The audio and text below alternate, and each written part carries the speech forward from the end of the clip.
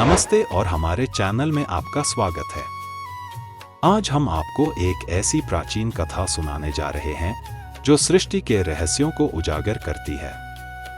क्या आप जानते हैं कि कामदेव का जन्म कैसे हुआ? उन्हें ऐसे शक्तिशाली वरदान क्यों मिले कि ब्रह्मा, विष्णु और स्वयं शिव भी उनके प्रभाव से अछूते नहीं रहे? और क्या आप यह जानते हैं कि इसी शक्ति के कारण उन्हें एक ऐसा शाप मिला जिसने उनके अस्तित्व को ही बदल दिया? इस कहानी में है प्रेम, शक्ति और एक ऐसा रहस्यमय मोड़ जिसने देवताओं के भाग्य को भी प्रभावित किया। क्या कामदेव अपने शाप से मुक्त हो पाए? उनकी पत्नी रति का इसमें क्या योगदान था? और ब्रह्मा ने क्यों अपनी ही बनाई सृष्टि को मोहित करने वाले कामदेव पर क्रोध किया? यह कथा न केवल आपको मंत्रमुग्ध कर देगी बल्कि आपको सृष्टि के कुछ अनसुलझे प्रश्नों के उत्तर भी देगी। तो हमारे साथ बने रहिए और जानिए इस अद्भुत गाथा के हर पहलू को। क्या आप तैयार हैं इस दिव्य यात्रा के लिए? इस वीडियो को अंत तक देखें ताकि आप इस रहस्यमयी कहानी का कोई भी महत्वपूर्ण हिस्सा न छोड़ें।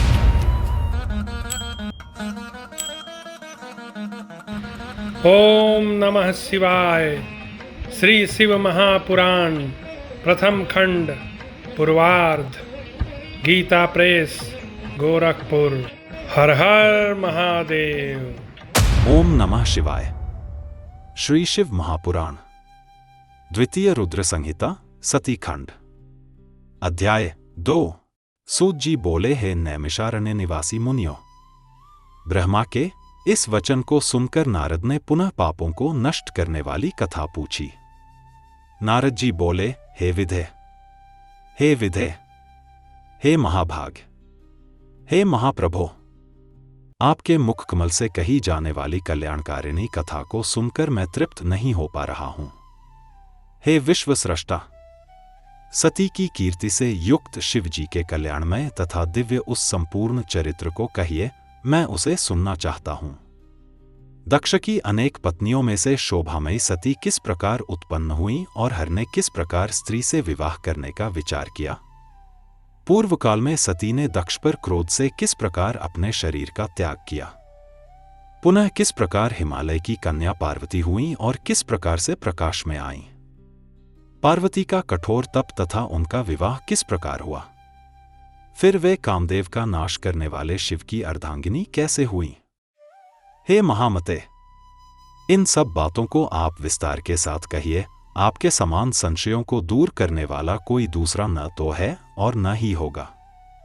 ब्रह्मा जी बोले, हे मुने, शिव तथा सती के परम पावन, दिव्य एवं गुह्य से गुह्यतम तथा परम कल्याणकारी चरित्र को सुनिए।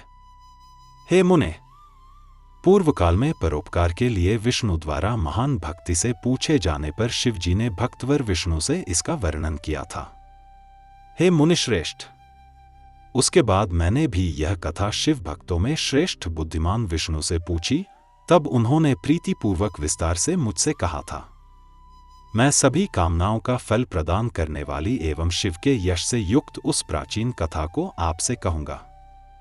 पहले भगवान शिव निर्गुण, निर्विकल्प, रूपहीन, शक्ति से रहित, चिन्मात्र एवं सतसत से परे थे।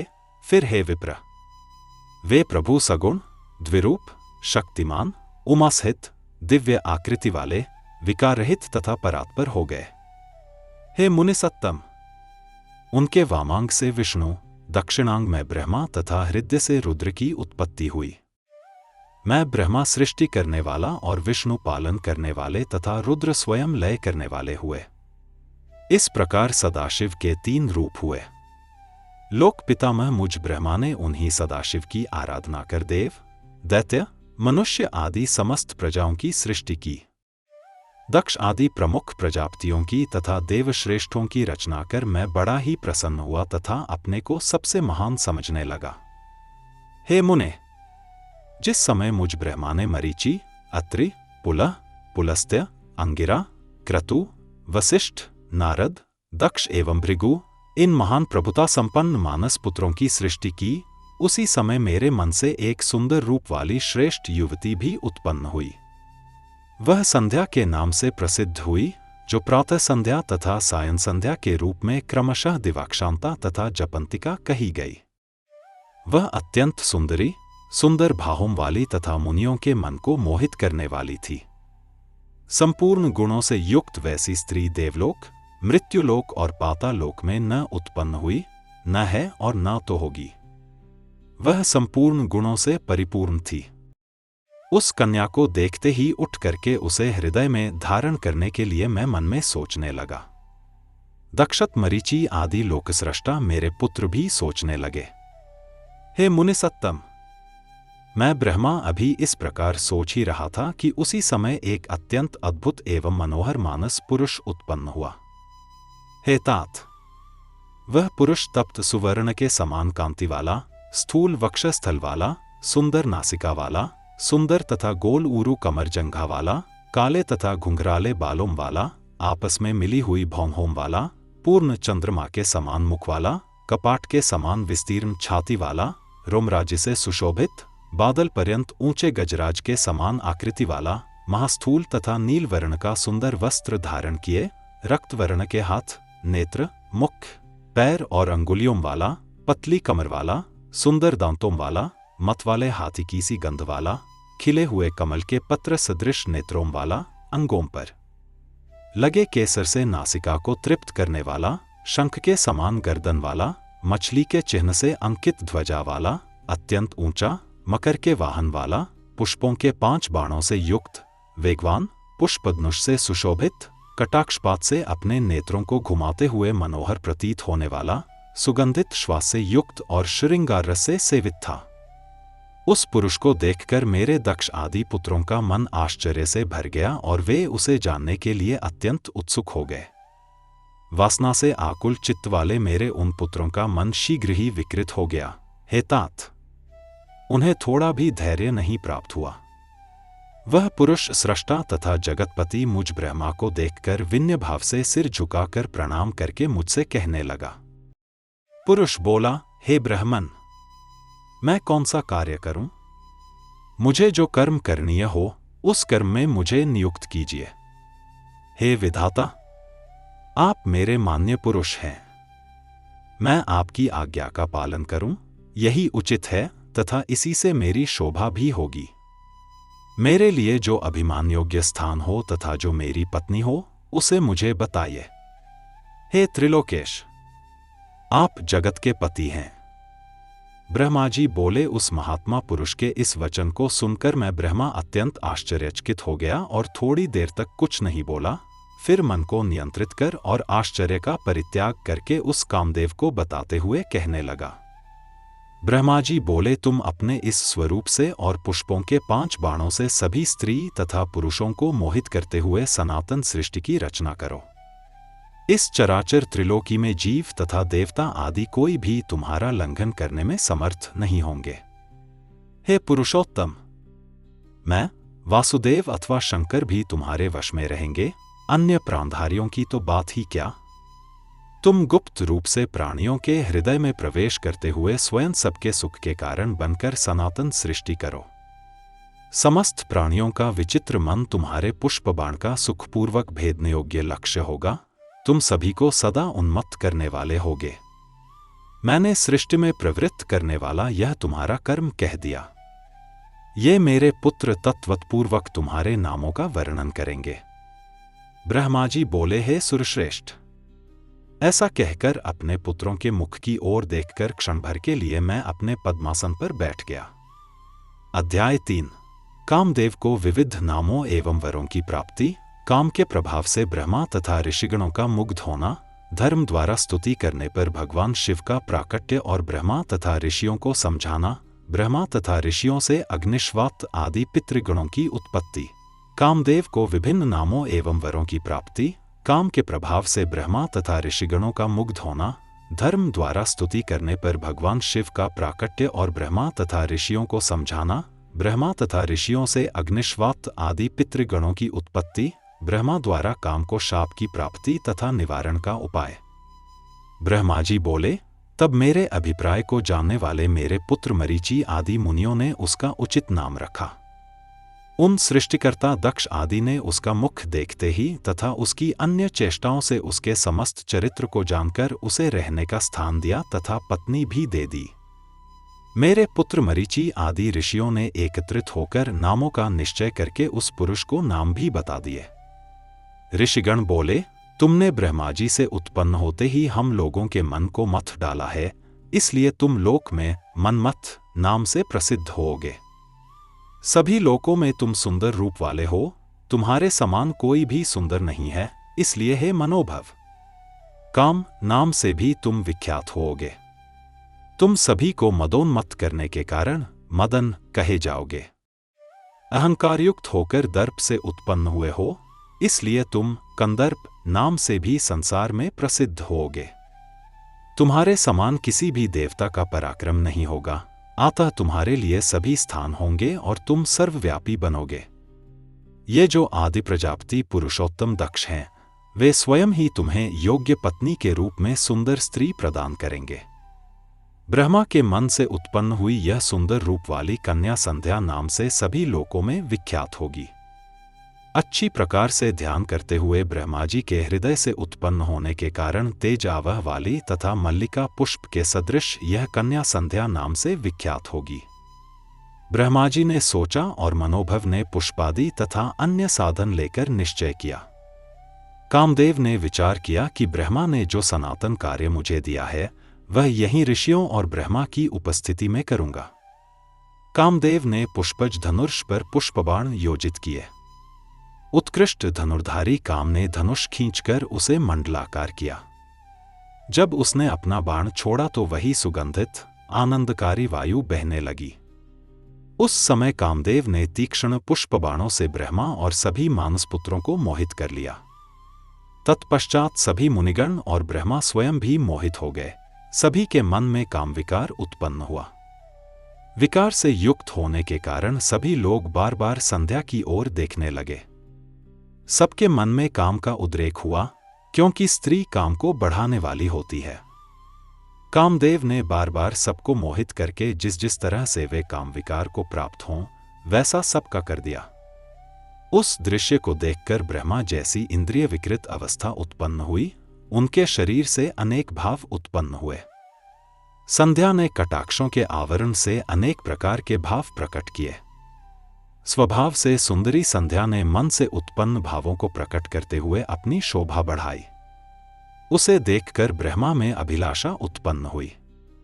तत्पश्चात मरीचि, अत्रि और अन्य मुनि तथा दक्ष प्रजापति विकृत इंद्रियों वाले हुए। उन्होंने और ब्रह्मा तथा संध्या को भी काम विकार युक्त देखकर कामदेव को विश्वास हो गया कि वह अपने कर्म में सफल होगा। इसी बीच धर्म ने यह सब देखा और भगवान शिव का स्मरण किया तथा विनम्रतापूर्वक उन्हें स्तुति कर कहा, हे महादेव, आपको नमन। आप ही सृष्टि, स्थिति और विनाश के कर्ता हैं। आपने निर्गुण होकर भी सृष्टि के लिए ब्रह्मा, पालन के लिए विष्णु और प्रलय के लिए रुद्र स्वरूप धारण किया है। आप निर्गुण, निर्विकार और तुरीय स्थित में हैं। आपकी लीलाएं अपरंपार हैं। कृपा करके मेरे पिता और भाइयों को इस पापवृत्ति से कीजिए। धर्म द्वारा स्तुति किए जाने पर भगवान शिव प्रकट हुए और लज्जित होकर बोले, हे ब्राह्मण, अपनी कन्या को देखकर तुम्हें कामभाव कैसे उत्पन्न हुआ? वेदों का मार्ग यही कहता है कि माता, भगिनी, भ्रातृपत्नी तथा कन्या को कुदृष्टि से नहीं देखा जाना चाहिए। यह वेद मार्ग तुम्हारे मुख में भी है। तुमने कैसे भूलकर शीलता भंग कर ली? यह सुनकर ब्रह्मा लज्जित हो गए। उनका शरीर पसीनों से भींच उठा। उन्होंने मन में काम विकार को दबाया। लज्जावश्य होकर उनके शरीर से जो पसीना बरसा, उससे अग्निश्वात और वरिषद नामक पितृगणों की उत्पत्ति हुई। ये पितर कृष्णवर्ण वाले, विकसित कमलसम नेत्र वाले, यतात्मा, पुण्यशील और संसार विमुख हुए। कहते हैं कि 64,000 अग्निश्वात पितर और 86,000 वरिषद पितर उत्पन्न हुए। उसी समय दक्ष के शरीर के स्वेद से पृथ्वी पर गिरकर एक परम मनोहर स्त्री उत्पन्न हुई, जिसका नाम रति हुआ। उसका शरीर सूक्ष्म, अंग कोमल, दांत अत्यंत सुंदर तथा बिना दोष का मुख कमल पूर्ण दिखा। रति मुनियों के मन को भी मोह करने वाली निकली। ऋतु, वशिष्ठ, पुलस्त्य और अंगिरा चारों ऋषियों के वीर्य पृथ्वी पर गिरकर अन्य पितरों की उत्पत्ति हुई। उन पितरों में सोमपा, आज्यपा, सुकालिन और हविष्मान प्रमुख हुए। ये सभी कव्य धारण करने वाले कहे गए। संध्या पितृप्रसूर भूतवा धर्म कर्म में लगी रही तथा निर्दोष होकर शंभु द्वारा दृष्ट पाकर धर्म कर्म में परायण रही। इसी मध्य शंभु शिव ने सब ब्राह्मणों पर अनुग्रह करके विधिपूर्वक धर्म की रक्षा की और वे शीघ्र ही अंतर्धान हो गए। शिव के वचनों से लज्जित होकर मैं ब्रह्मा पितामह के रूप में क्रुद्ध हुआ। मैंने कामदेव पर कोप प्रकट किया। कामदेव ने मेरे मुख की भाषा और भाव देखकर भयभीत होकर अपने बाण वापस कर लिए। मैं क्रोधवश पद्मयोनि भय से जल उठा, ऐसी प्रबल अग्नि की भांति। मैंने क्रोध में भरकर उस कंदर्प कामदेव को शाप दिया कि अहंकार से मोहित यह कंदर्प कामदेव शिव के प्रति दुष्कर्म करने से उनकी नेत्राग्नि से भस्म हो जाएगा। मैंने यह शाप पितृसमूह व जितेंद्रिय मुनियों के समक्ष दिया। मेरे शाप को सुनकर भयभीत कामदेव उसी क्षण अपने बाण त्याग कर प्रकट हो आया। उसका सारा गर्व नष्ट हो गया। तब उसने दक्ष, मेरे पुत्रों पितरों, संध्या तथा मुझ ब्रह्मा के समक्ष कहकर यह बतलाया। कामदेव बोला, हे ब्राह्मण, आपने न्याय मार्ग के अनुयायी होने के नाते मुझे इतना दारुण शाप क्यों दे दिया? मैंने तो वही कर्म किया जो आपने मुझसे कहा था, इसलिए मुझे शाप देना उचित नहीं है। मैंने अन्य कोई अन्याय नहीं किया। आपने कहा था कि मैं सबको मोहित करूं, यही मैंने किया। मैंने परख लिया था कि तुमने कहा था मैं विष्णु और शंभु भी तुम्हारे बाणों के वश में हो सकते हैं, अतः मेरा अपराध नहीं है। यदि आपने शाप दे ही दिया है तो समय निश्चित कीजिए। ब्रह्मा जी बोले, मैंने बार बार कहा, हे काम, यह संध्या मेरी कन्या है। तुमने उसे देखकर उसे अपना लक्ष्य बनाया, इसलिए मैंने तुम्हें शाप दिया। परंतु अब मेरा क्रोध शांत है। सुने, तुम शांत हो जाओ और भय त्याग दो। तुम भस्म होकर शीघ्र ही फिर उसी तरह का देह प्राप्त करोगे। जब शंकर शिव विवाह करेंगे तब तुम्हें वह शरीर प्राप्त होगा। इतना कहकर ब्रह्मा अंतर्धान हो गए। मेरे वचनों को सुनकर कामदेव और अन्य मानसपुत्र प्रसन्न हुए और वे सब शीघ्रता से अपने अपने गृह चले गए। अध्याय 4।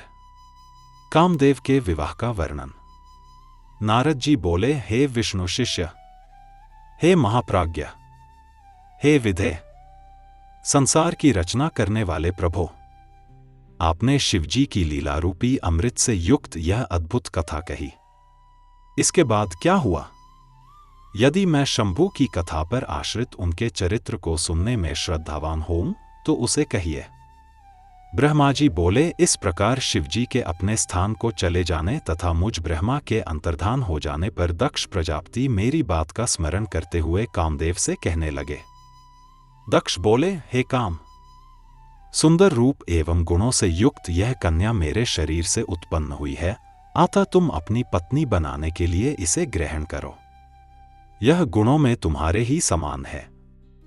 हे महातेजस्विन, यह कन्या सदा तुम्हारे साथ रहेगी और धर्म के अनुरूप तुम्हारी इच्छानुसार तुम्हारे वश में रहेगी। ब्रह्मा जी बोले, हे नारद, यह कहकर दक्ष ने अपने स्वेद से उत्पन्न हुई कन्या का नाम रति रखकर और उसे अपने आगे कर कामदेव को दे दिया। हे नारद, वह कामदेव मुनियों को भी मोहित करने वाली उस परम सुंदर दक्ष कन्या से विवाह करके बड़ा प्रसन्न हुआ। प्रेमासक्त कामदेव भी परम कल्याणकारिणी रति नामक अपनी स्त्री को देखकर उसके गुणों से आकृष्ट होकर उस पर अत्यंत मोहित हो गया। गौरवर्ण वाली, हरिणाक्षी तथा चंचल नेत्र प्रांत वाली वह रति भी काम के सदृश होने के कारण उसे परम आह्लाद प्रदान करने लगी। उसकी चपल भौहों को देखकर कामदेव संशय में पड़ जाता था कि विधाता ने सबको वश में करने वाले मेरे धनुष को इसके नेत्रों में सन्निविष्ट कर दिया है क्या? हे द्विजश्रेष्ठ, उस रति के कटाक्षों की शीघ्र गति तथा उसकी सुंदरता को देखकर कामदेव को अपने अस्त्रों की शीघ्र गति पर विश्वास नहीं रह गया। उसके स्वाभाविक रूप से सुगंधित तथा मंद श्वासवायु को सूंघकर कामदेव ने मल्यप्वन के प्रति अपनी श्रद्धा का त्याग कर दिया। सुंदर लक्षणों से युक्त तथा पूर्णिमा के चंद्रमा के समान उसके मुखमंडल को देखकर कामदेव उसके मुख और चंद्रमा का भेद करने में असमर्थ हो गया। उसका वक्षस्थल सुवर्णकमल की कली के समान शोभायमान था, जिस पर भ्रमर से वेष्टित कमल की भांति आकर्षण था।